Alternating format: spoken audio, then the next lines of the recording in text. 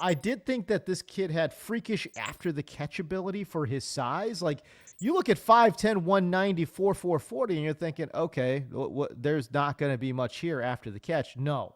To me, personally, I don't know how you feel about this. Personally, I feel like he had freakish after the catch ability. The reception perception charting agrees with you, and that was one of the things that really stood out to me right away with Kyle Williams was, very difficult to bring down after the catch. He was in space on 66.7% of his catches in his reception perception sample. He went down on first contact on just 44%, and he broke multiple tackles on 8 of those 36 plays. This guy's going to go higher in the draft than I think people realize and understand. 35% of his routes were on the curl and slant.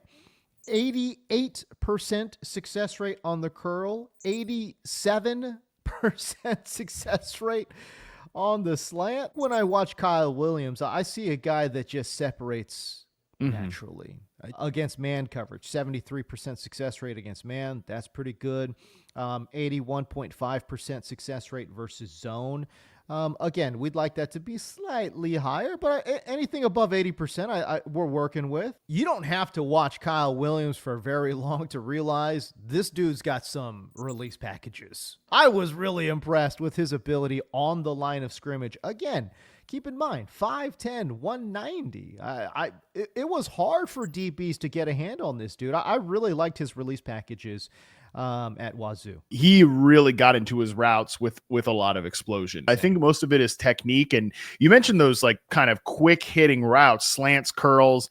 You never mentioned the flat. I'll mention the flat, 85.7% success rate. Yeah, he on quick routes, man, he gets open easily. We can line this guy up on the backside of plays as that left ISO wide receiver, and he's just going to run a friggin' slant or a curl, and he is just going to get open very quickly against press man coverage, and then we're cooking once we get the ball in his hands.